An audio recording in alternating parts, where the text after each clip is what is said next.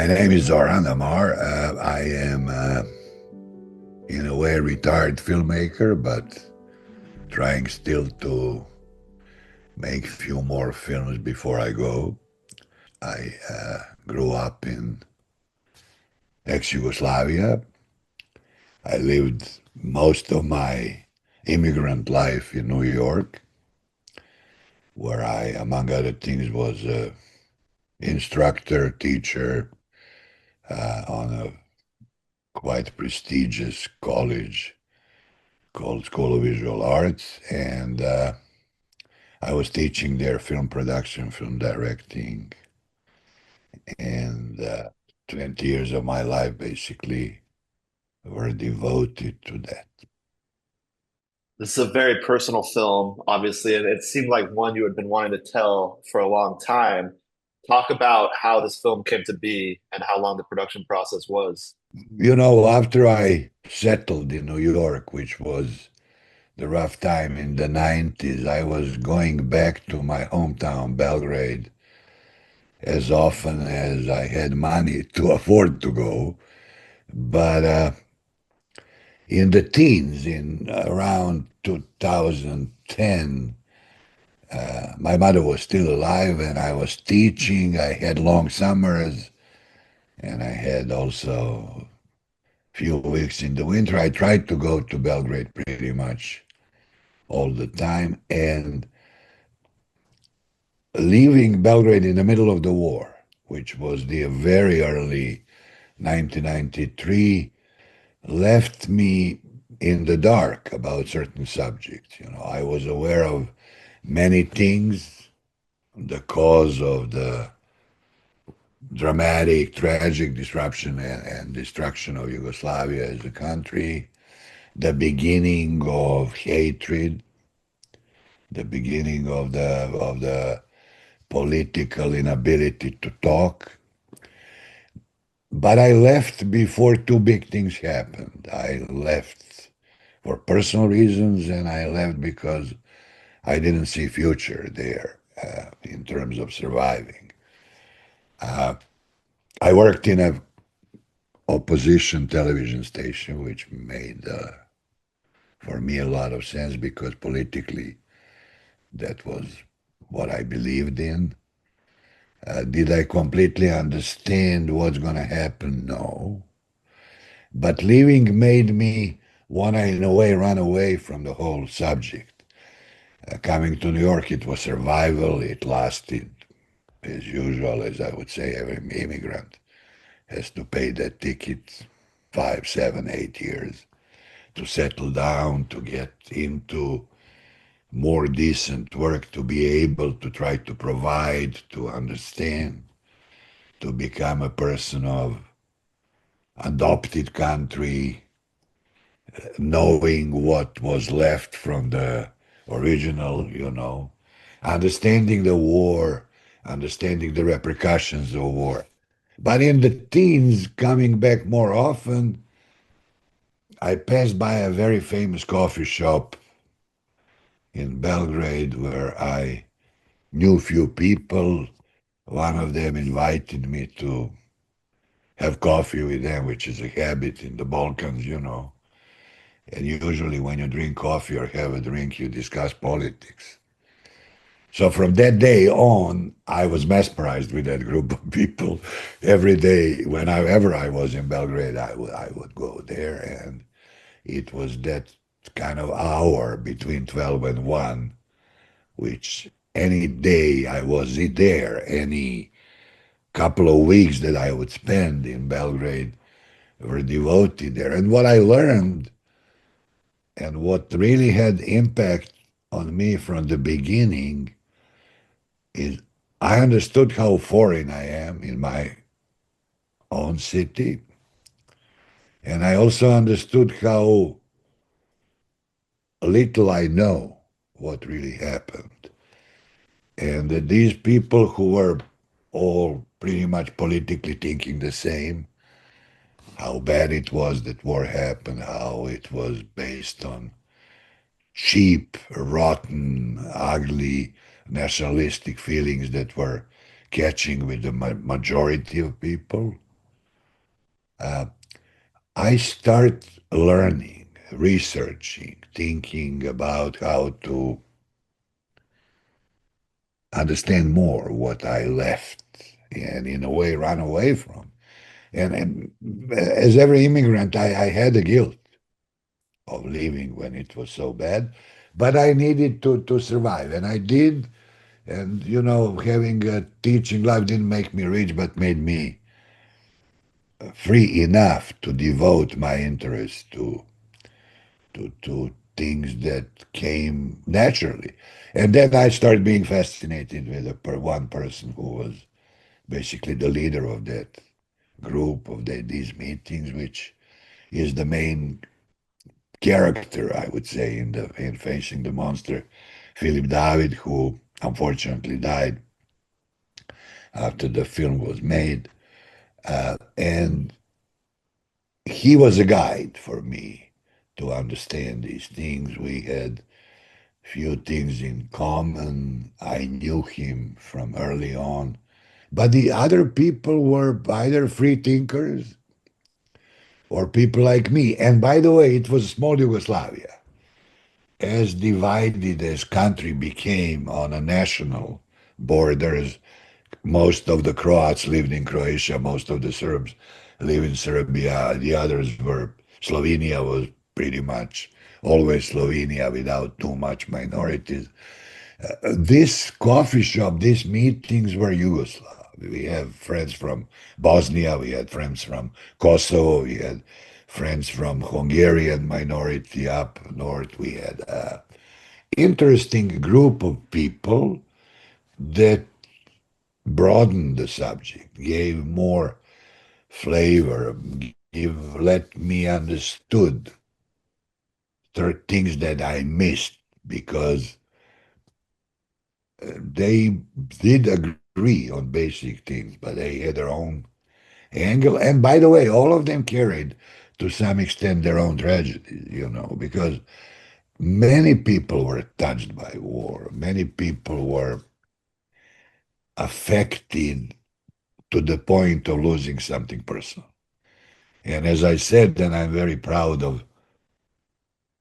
I think that's the main statement in Facing the Monster. Uh, there are our wars and their wars. We only care about our wars, the selfishness of tragedy. In a, that's that's what makes it so painful. That humanity can be divided. That you can care only for your own, and at the same time, even to attack that is almost impossible because it's in a way understandable. It's human. There is logic in it, but being an immigrant, sharing now two cultures, for me that was absolutely the worst thing that happened. That selfishness of your own tragedy. So what I did, Belgrade Circle lasted some 4.5 years. I even cut that chronologically. I was just dealing with a first year, with first 12, 14 months of Belgrade Circle because there was a very important document, which was the only really safe document. It was a book of all the talks on the sessions of Belgrade Circle, which were happening 20 weeks within these 14 months on Saturdays and without any platform, political platform. People were just coming out talking about the problems they are facing and the ways they think they can be overcome. Uh, Facing the Monster is a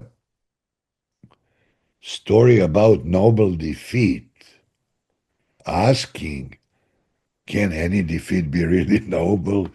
Because the tragic part of that defeat is that people who wanted war to stop, who were trying to be human, who were trying to be able to compromise, to share, to understand that hatred can be only subbed by showing love, expressing it, and more than anything else, understanding the problems of the other side, not only believing that you are in danger and you are hurt, the problem of education, the problem of understanding history, not treating the history for the purpose of your own agenda, diminishing the influence of very uh, conservative, traditional opinions related to politics, history, religion, the diversity of religions, which was always a big problem in Yugoslavia. That was a story about that. That was the what made that defeat of intellectuals, of artists, of free thinkers, uh, such a tragic feat. But at the same time, not only that any defeat of this kind can be noble, it is also showing how easy it is to manipulate the majority. And that problem makes this subject universal. What are those universal themes that could be extracted or distilled to now, to present day?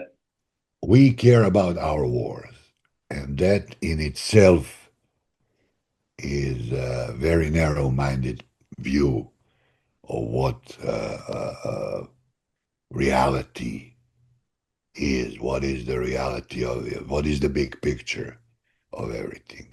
Uh, the rule of majority is very often manipulative to the point that if you don't have enough people who are able to create so-called critical mass to oppose that, it will lose and it will probably spiral into some kind of aggression.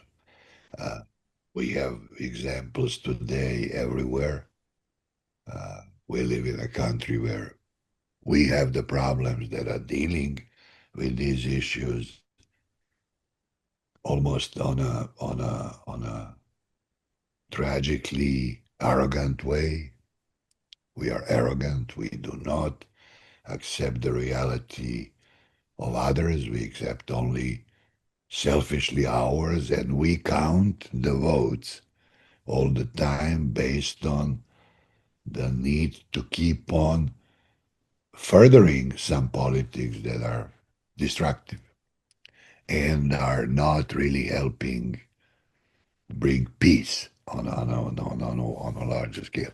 What else is universal? Universal is inability to talk with people who are not willing to talk. And that's the when the dialogue is done, when you start dealing with accusations called the fake news, when you see that media is taking sides, when there is no ability to present more voices, which is what happened in the destruction of Yugoslavia, where one side was completely trying to tell one type of story and the other one side the other type of story. Then you start reacting, okay, who will help which side? I remember still being in Belgrade before I left, understanding that this problem of this hatred that was growing up will not really be solved in any other way but within the country. Whoever helped that will not help in terms of bringing peace.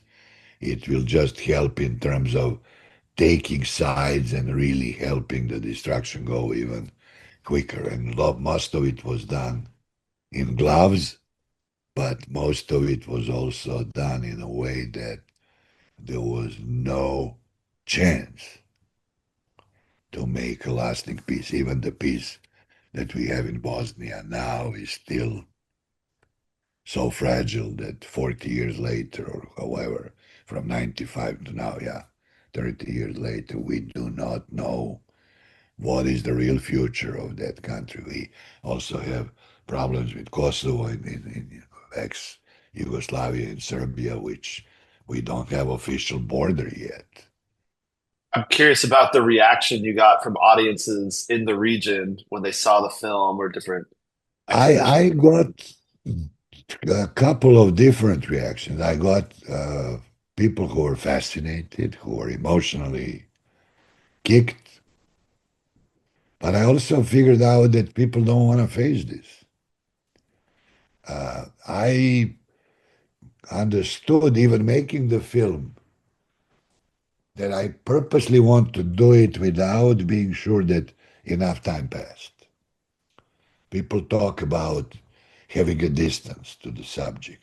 And this is extremely important in documentaries where you are trying to reach some kind of objective point of view, where you are expected to tell the truth.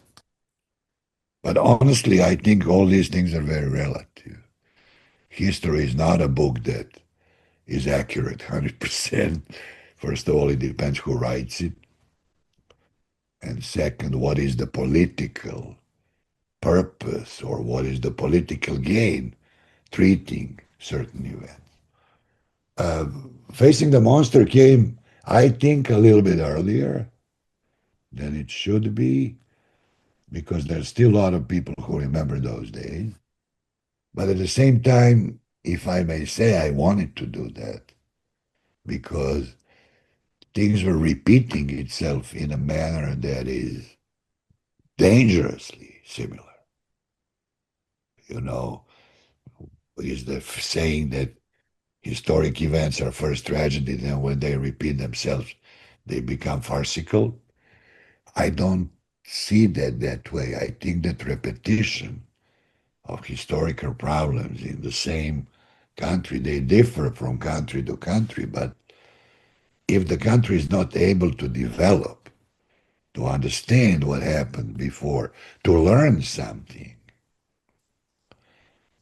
then it's never too early to have facing the monster because the problems are not only the same, they are just deeper and darker in a way because from that time, from the early 90s up to now, you have already few generations that grew up disillusioned in many aspects of human tolerance, of understanding the wider picture. Where do we belong?